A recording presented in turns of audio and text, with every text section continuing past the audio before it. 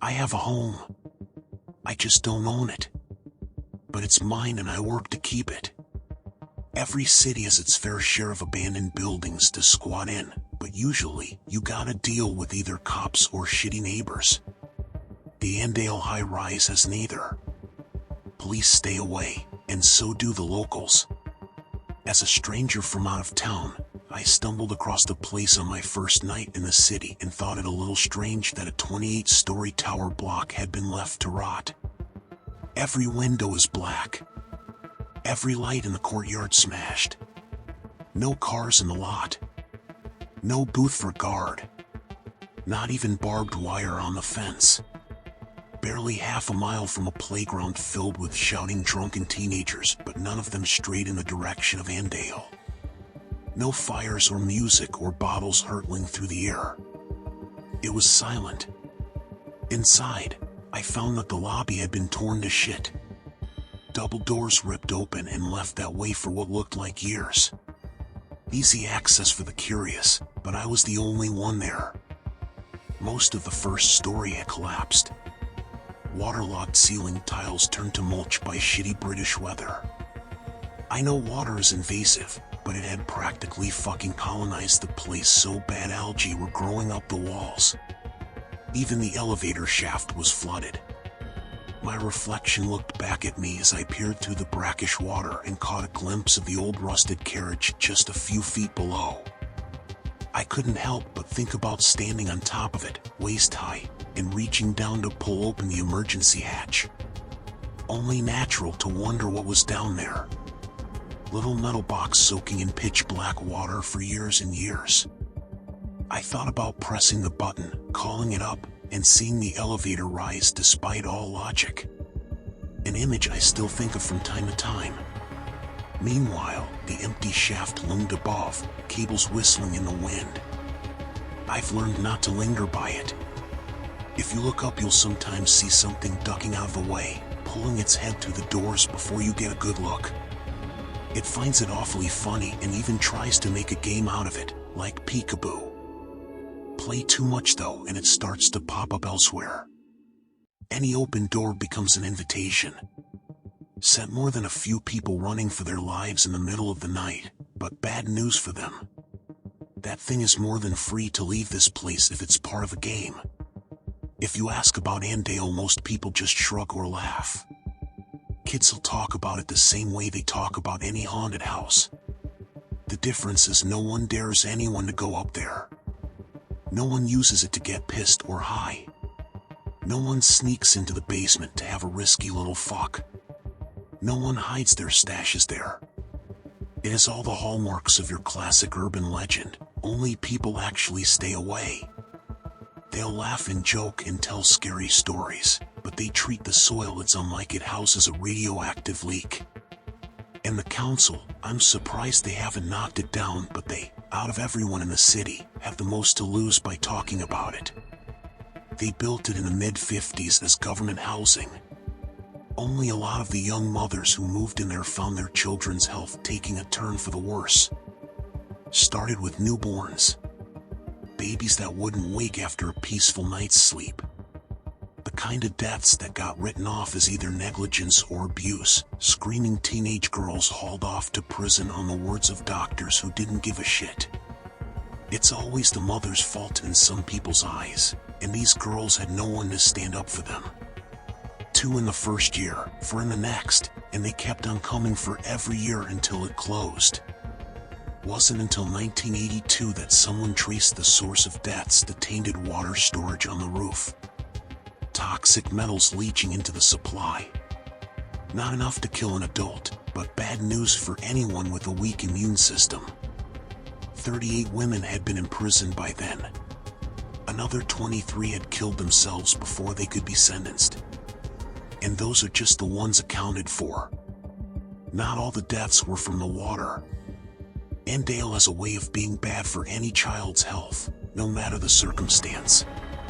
More than a few toddlers starved to death as their parents rotted in the tub from an overdose. Even more were lost when they found their parents' stash, little bodies racked with agonizing fits as their panicked mothers screamed for help. One tripped down the elevator shaft because the doors opened as if the carriage was right there. And those are the ones who were found. Plenty more went missing, written off as runaways. In the end, Andale's reputation as a cursed place got so bad the only way out was to shut the whole thing down. Board it up. Erase it from the records. Pretend it never happened and just forget.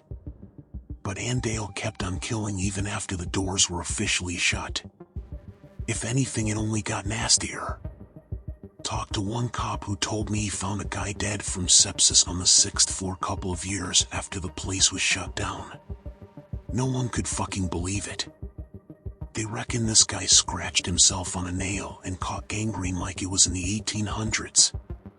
I never went to the hospital. Just lay there and died slowly and painfully as the infection spread, but not before he took every last bit of furniture in the room and shoved it against the door. Strange enough on its own, but it was the flag he'd made out of his clothes that freaked everyone out.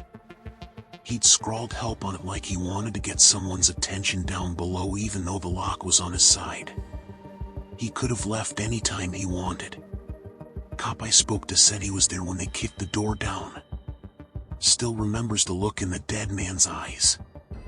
He was glaring at the door 2 days after he'd passed, white-knuckled fists gripping a blanket that smelled sickly sweet from all that infection. There were others too. Lots of people fall, many of them without a good reason. Got so bad they bricked the roof door, but by the time I arrived someone had cleared it all away with a sledgehammer. I still don't hang out up there. Not after I first went up and saw pale fingers gripping the ledge like someone was hanging off it and holding on for dear life. I reckon a lot of people see something like that and think a person needs their help. They go rushing over to offer a hand. But when I saw it, something about those grimy nails set alarm bells off in my head. My fingers looked all wrong. So I took my coat off and used a broom handle to move it closer to the ledge. Sure enough, those ugly hands snatched at the coat and ripped it out of my hands, sending it hurtling to the parking lot below. I've thought about taking a closer look from time to time, but I got a thing about heights and could never bring myself to investigate it much further. You'd think I'd leave, but it's my home. I own it as much as it owns me. People even refer to me as the caretaker now, like they forgot I wasn't always here. Police treat me the same, can you believe that? Any reports of a break-in and they call me on my number to go take a look like I'm some sort of official. Only other guy who was here as long as I was the philosopher. I don't know his name, just call him that because of the books he left behind. He came here back when the block was still just a place to live, and he stuck around for a few years after its closure. Lots of notebooks in his flat. Thousands of pages talking about child sacrifice made to gods who don't like being named, along with pictures of strange things frozen in ice and medical photos that look fake. At first, I thought he came to document the curse. He has dozens of books just recording all the strange things he saw, like birds with too many wings or milk that turned to clotted blood in the bottle. But after going through everything he owned, I found letters to a wife who died in childbirth. He kept her death certificate way at the back of an old-looking box filled with the letters he'd kept writing her long after the date. Another box, just a row over, had the letters she'd written back. Awful things scrawled on random scraps, shit, and blood for ink. He dated them himself and sometimes wrote notes about how they came to him. Delivered by a rat that was cannibalized in front of me. Pulled by my dentist from a cavity in my mouth. Written in the web of a spider with 13 legs. Anyway, he gives away the real reason he moved to Annandale in one of the letters. Says that Annandale was the key to helping her, that he was weeks away from figuring out how to open the door. Told his wife he'd bring her back. Told her he knew how. I've never figured out where he went next or what happened to him, but his apartment was locked when I found it and likely would have stayed that way if the key hadn't turned up in my inside pocket on the first morning. Now I live in his old place. It's safe in there. He's written things on the wall that keep everything well behaved. Symbols that I don't understand, but which are easy to trace, so that's what I do. I go over them every couple of months, and so far they've kept me safe and sane. Because you do need protection in Annandale. I don't know when in its history the curse went from something mundane to something very real and very dark. It wasn't all just bad luck or poverty, not by the end, and certainly not anymore. You can't just go strolling around Annandale, certainly not at night. It's dangerous. For one thing, it attracts a constant rotation of the deeply unwell who are likely to attack site, if you're lucky. They usually turn up dead in the halls come morning, although sometimes it's just bits of them that I come across. Strips of skin floating on the brackish water that floods the basement stairwell, or bloodied fingernails embedded in the ceiling plaster. The weirdest one was a single tooth in a light bulb, bloody gum still attached to the root, the glass all around it somehow intact. Many of them come here with business, something a little like the philosophers. Rituals. Bargains. Things like that. It's not a good idea to interrupt them or to give them even the slightest hint you might be a problem. Every night I lock my door and wait for Annandale's business to finish, and come morning I do a sweep, floor by floor, and clean up whatever's left of the tower block's strange pilgrims. Most of the rituals don't look real to me. In fact, I reckon a lot of people who come here just end up as victims of something or someone else. There are a lot of reasons to stay out of Annandale at night, and most of its visitors strike me as a little naive. Most of what I see looks like it got stolen from a bad death metal album. I once found a book called Satanism and Witchcraft in the 21st Century. It's hard to imagine that the secret inner workings of the universe can be found in something with an ISBN number and 3,000 Amazon reviews. Of course, not all attempts at exploiting Annandale's energy are so hackneyed. I had one guy turn up at my door and pay me $3,000 in cash just to show him the darkest corner in the building. I wasn't sure what he meant at first. Thought he meant light and shadow. Sort of, he replied when I explained this to him. Darkness like that can be part of it. But I'm looking for a corner, has to be a right angle or more acute. Ideally, more acute. You understand that term, right? He'd seemed arrogant, and that last sentence confirmed as much. Good-looking guy in his late 20s with a nice suit.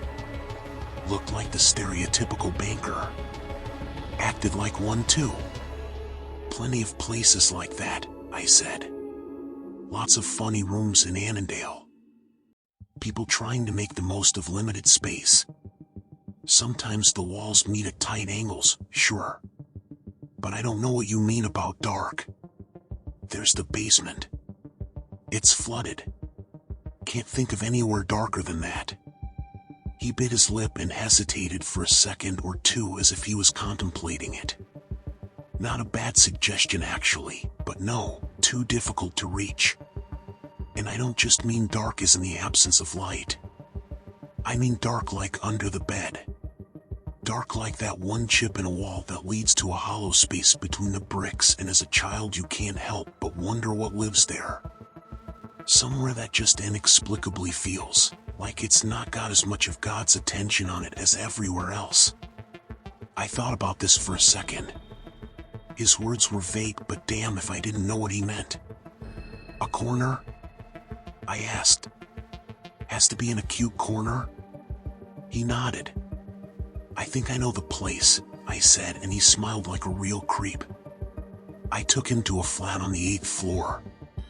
It was run down like everywhere else, but there was still enough of its old furniture lying around. You can pull open random drawers in there and still see the cutlery people once used. There's even an old analog TV on an old stand. You can perch on what's left of the sofa and stare at that TV and get the feeling you knew the people who lived there once. Run your thumb over the dials on the toaster, the handle of the fridge, or the yellowing plastic of a light switch, and feel an aching loss that creeps up on you out of nowhere. Look up and you'll see that the light fixture has been torn out of the ceiling like someone had tried swinging from it. Not a big place, by the way. 3 rooms. A bedroom with a double bed all rumpled up. A living room/kitchen.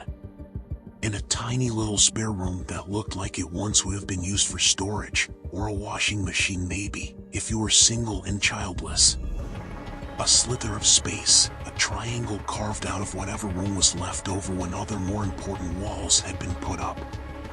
That sofa I mentioned, and the TV were all placed so whoever sat down could always keep an eye on that room and its contents. You see, they'd put a cot inside and it's still there, blue bottle flies circling overhead. You can't see inside the cot, not unless you went in and pulled the blankets out, but it's been decades and no one has managed it yet. It's dark behind those old blankets, a heavy shadow that dissuades a closer look, like there's something in there no one needs to see, and it's spent a long time sitting there eating what little light there was. Even with a window in that room, daylight doesn't filter down. Perfect, the businessman said when he saw it.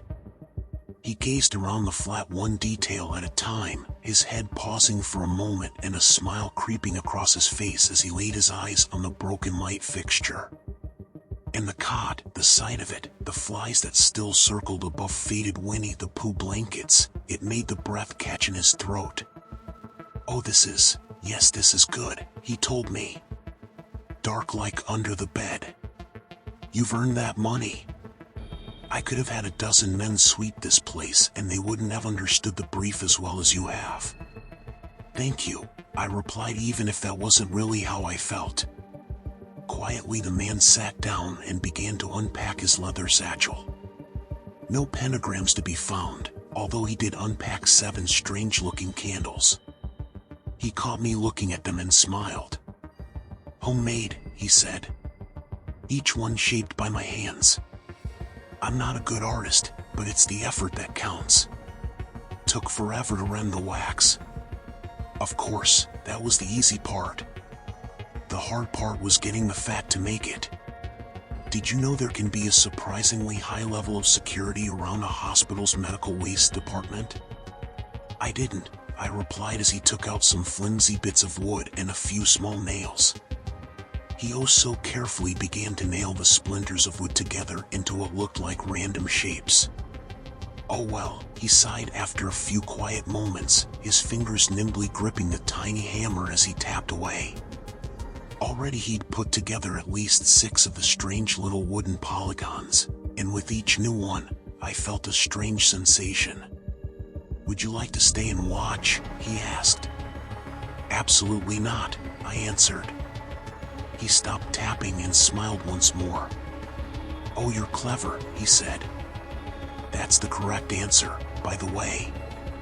And if I'm to respect it, I should inform you that now is the safest time to leave."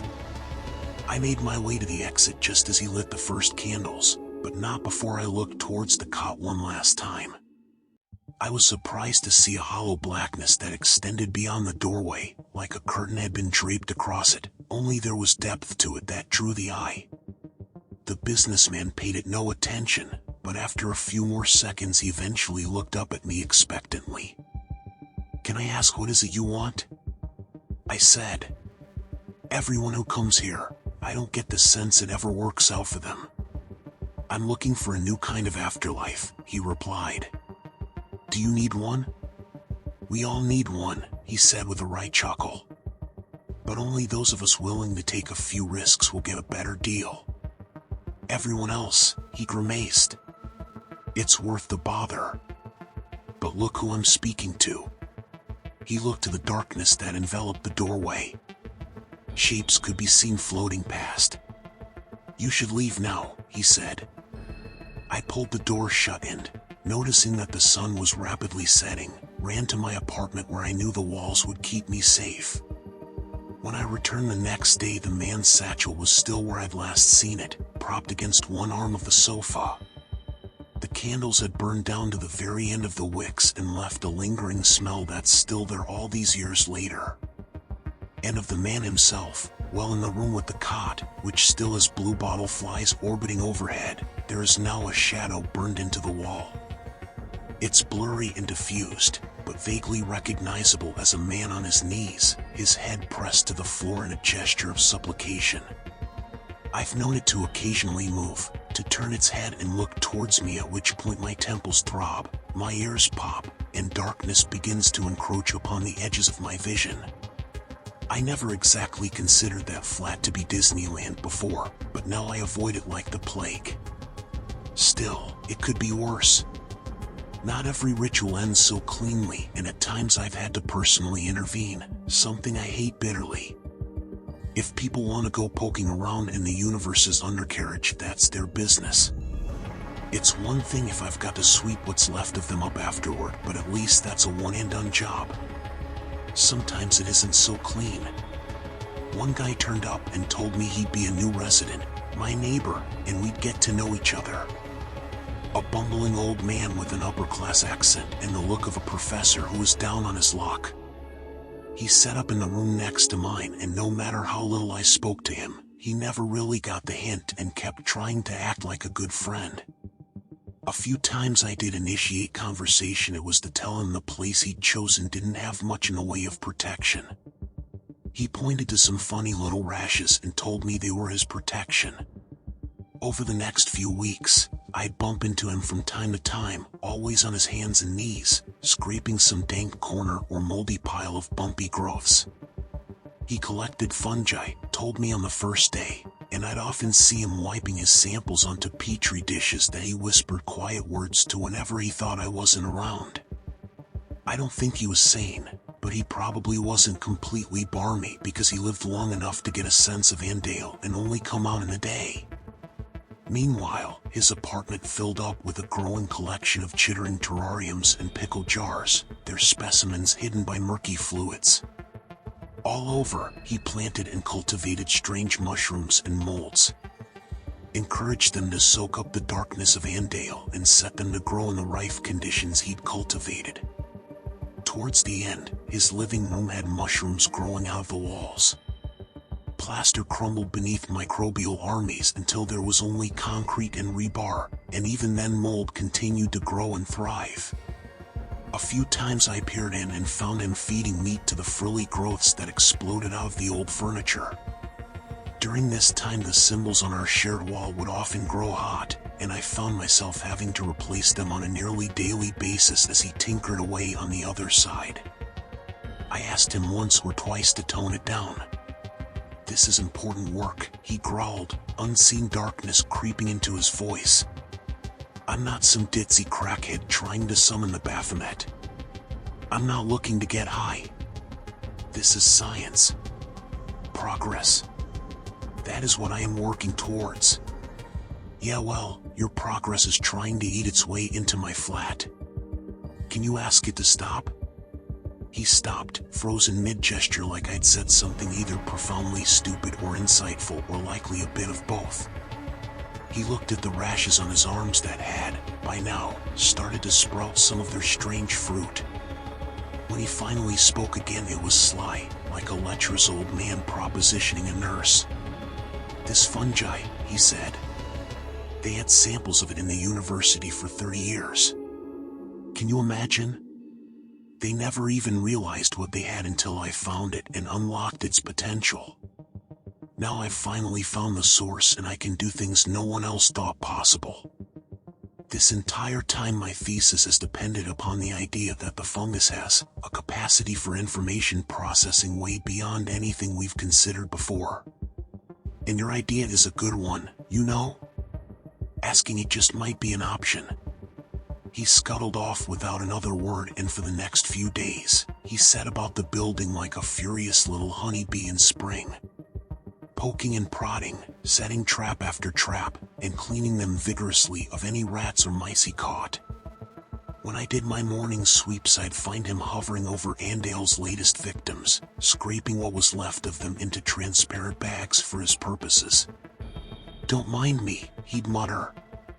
"It's worthless to you, but these poor souls could help me achieve great things." This persisted for another month. He no longer scraped mold or mushrooms off old apartments.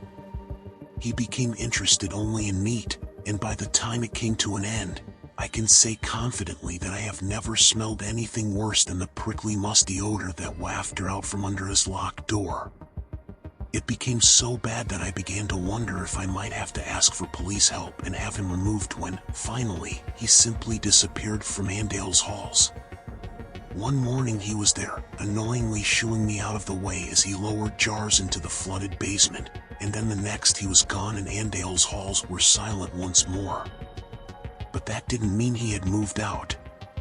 Far from it, actually. It took 2 days before I decided to just go ahead and break his door down. I kicked at it with a short, sharp blow only to find my leg immediately disappeared through wood that had the texture of sodden cardboard. I freed my foot and tried a different tactic, grabbing the handle and pulling so hard that it simply popped right out of the rancid wooden frame. Free to move, the door swung open with an eerie creak, and fetid air, hot and damp, blew out of the room. Inside I found that the man's specimens had gone wild. Terrariums had shattered, their contents spilling outwards. Frogs as large as footballs glared at me from behind furry fronds, and insects with human eyes scuttled away before the amphibians could snatch them up.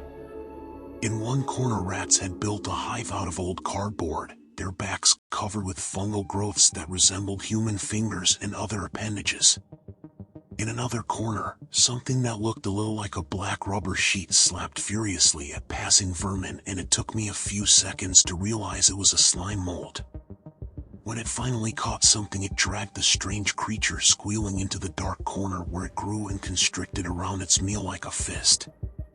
I stared at it horrified until one by one black orb unveiled itself from within the strange mass, and I realized it had eyes to stare right back at me. It was a cacophony of god-awful terror, so gripping that it kept me from hearing the muffled noise of a human struggling to speak. Eventually, it did reach my ears and I used my torch to light up the far wall without having to step inside. I found the scientist half-grown into the wall. Algae and moss coated him head to toe so that he was no longer recognizable, but I had to assume it could be no one else. Wide eyes glared at me with terror and pain as nasty little critters nibbled away at what was left of his shins. Meanwhile, strange tendrils probed at his ears and head, never resting for a moment. He kept trying to speak, but the algal growths kept driving their way into his mouth until, one by one, they pushed too far and something snapped. His eyes went wider still, his squeals became hysterical, and his jaw slowly slid further down his chest until it hit the floor with a sodden thump. Finally made contact.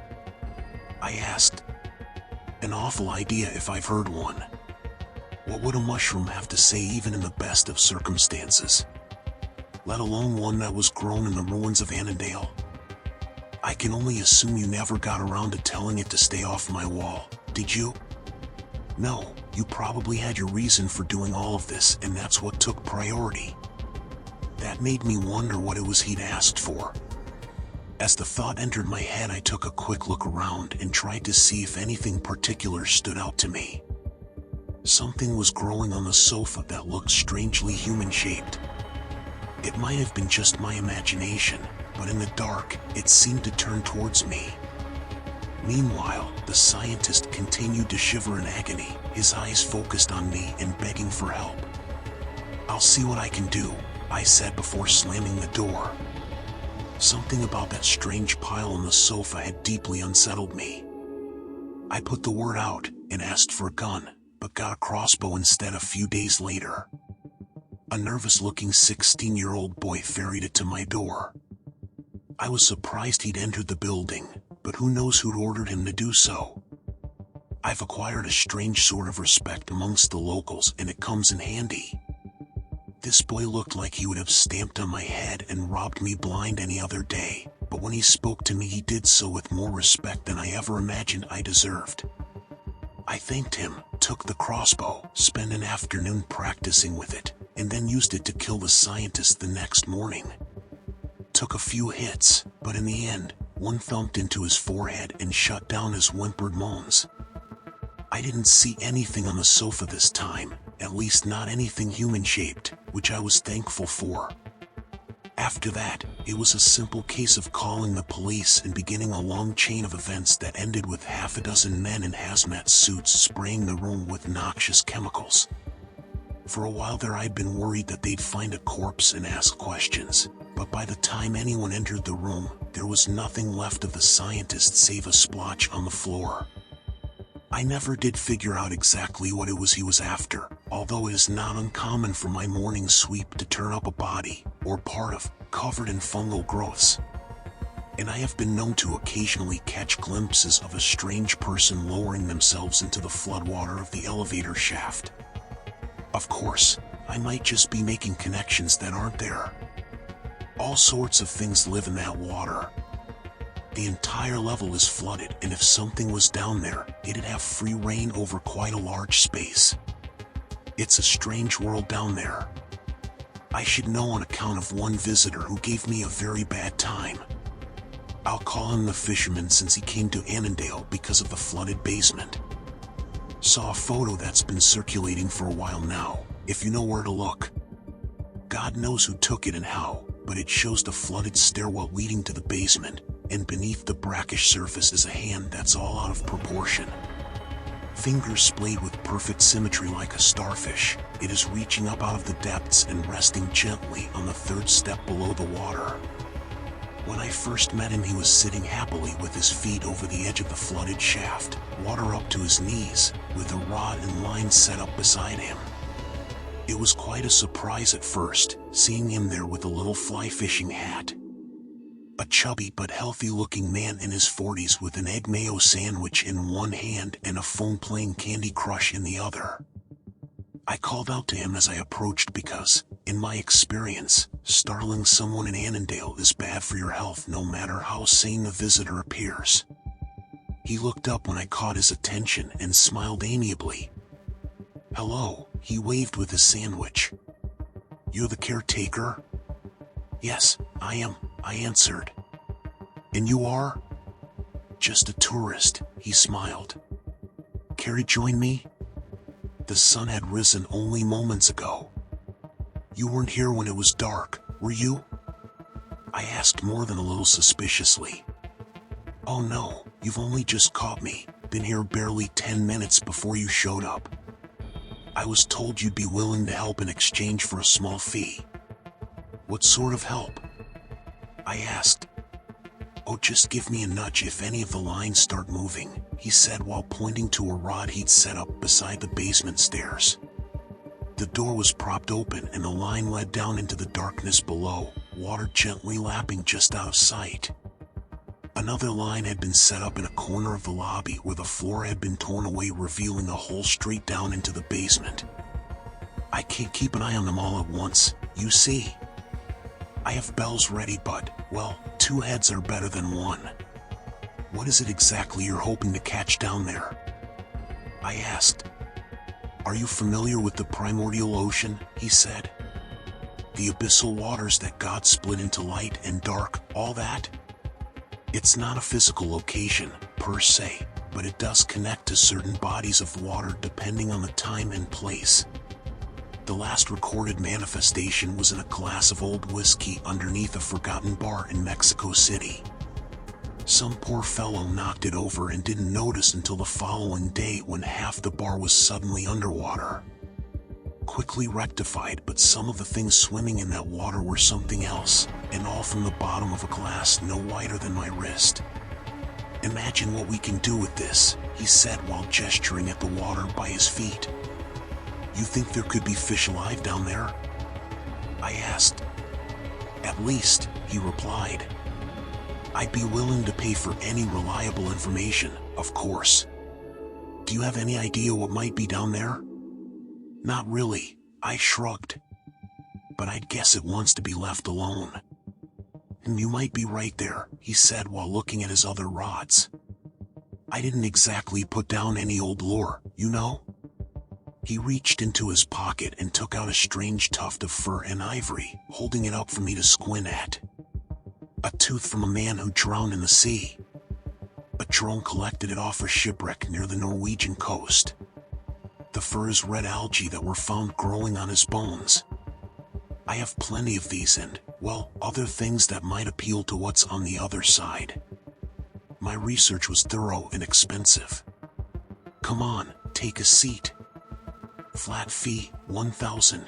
Just sit here until the sun starts to set. I just have to sit. I asked. And let me know if you hear or see anything. I groaned and sat beside him, folding my legs instead of letting them dangle in the water below. Despite my reticence, we stayed like that for several hours. He brought lots of food, good homemade stuff, along with plenty of cold beer. We sat there and spoke very little, but we did eat and drink a tremendous amount. Not the kind of thing I do normally, but I was being paid to be there, and I didn't have anywhere else to be. It was, all in told, a very pleasant afternoon. Until I fell asleep. When I awoke, it was with a terrible gasp. My chest was tight like something had been sitting on it, and judging from the terrible giggling and scampering feet I heard running off into the darkness, it might not have been just a feeling. Already panic was setting in as my eyes darted to the open doors and saw that the moon was out and had been for hours. I fumbled for my torch and turning it on saw that there was no sign of the fisherman. All his stuff had been left behind, yet all that remained of him was his hat that still floated on the water. Even as I watched, a smooth glistening shape crawled beneath the water and plucked it off the surface. I recoiled and crawled away from it as fast as I could. This was bad. I knew deep in my heart I'd never been as at risk as I was at that moment. The open doors that led outside were tempting, but just beside them were the stairs that led downwards, and I swore I could hear something approaching. I couldn't help but picture the fungal man I'd seen in the scientist's flat. Then again, that basement was huge, and who knows what lay down there. I decided to go for the stairs. The entire time my heart was in my chest. I had never been caught outside my room at night, not since my first night when I'd slept in the lobby with my coat pulled over me. You don't get lucky twice, not with Andale, so I knew I had to be careful. I had to be quiet. My only hope was to go unnoticed. I took to stealth, climbing each floor in perfect silence, hiding in well-known spots at the slightest hint of footsteps, human or otherwise. Andale comes alive at night. Whispered mutterings from strange children who descend from air vents, living there for God knows how long. Other times I saw apparitions, including one, a toddler, the sight of whom made my stomach growl with an insatiable hunger that hurt just to contemplate. She stared at me with pleading eyes as I slunk away from her open door. I might have been tempted to help her were it not for the sight of the moon peering through her translucent image. And yet, despite all this, I somehow made it to the 14th floor alive. Only it was there right at the final hurdle, so close to safety, that I came across something out of my worst nightmare. A woman stood outside my apartment door. Silent. Pale. Dirt-covered fingernails. It was all too often I'd open my door and find muddy impressions on the floor made by a woman's bare feet. Now I knew who left them every night. I couldn't see her face from where I hid, but something about her seemed profoundly familiar. When she finally turned towards me, I remembered. I recognized her, even though most of her face was missing. It was the philosopher's wife. He had succeeded, it seemed. But I couldn't imagine at what god-awful price, because the woman who stared at me had weathered some years in the grave. It was only the poor lighting and her long hair that had covered up just how bad a state she was in. A lipless grin stared back at me below sunken cheekbones and hollow eye sockets. And yet, I could tell that in another life she had been beautiful, which only made the sight all the more gut-wrenching. "My darling," she whispered, and there was something about her voice that I found hard to stay sane in the face of. I don't know why. Over a decade in that place and I had borne witness to living nightmares, but it was this walking corpse that pushed me to my limits. The inescapable feeling of loss weighed me down, and without realizing it I found myself taking steps towards her even as my knees buckled. By the time I reached her, I was crawling until I could clutch her grimy, icy leg, and that was the last thing I remember before I woke up in my bed the following morning. Everything seemed normal, so completely mundane that I could have written the whole thing off as a bad nightmare. But there were footprints leading from my bed to the door. And later on, I found the fisherman's things much as he left them, although when I finally reeled his lines and I found the lures gone and replaced with bits and pieces of the man who'd first set them up, I threw it all into the water below and decided it would be best to forget him. Now and again, of course, I can't help but check my peephole at night. I never did before that, but now I do. I see her every single time. She looks sad. Hurts me to think of her out there. It ought to be terrifying, but it's more like someone's ripped out my stomach and heart and let all my insides fall out the bottom. Each time I see her, I wonder what exactly was it he did to bring her back. He leaves only one hint. A final letter, I think. It's not like he dated them. In it, he says he would give everything to have her in his arms once more. Not only his life, but everything he's already lived. Every sunset. Every good dream. Every nightmare. Every victory. Every loss. Every little memory that makes him who he is. He'd give it all just to save her. Sometimes I wonder about him, figuring we'd probably be about the same age.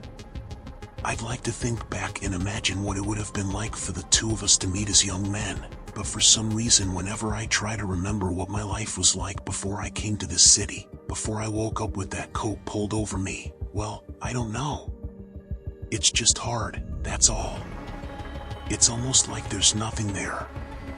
Like something reached in and took all the years away. I guess it's just one of those things I'm better off not dwelling on.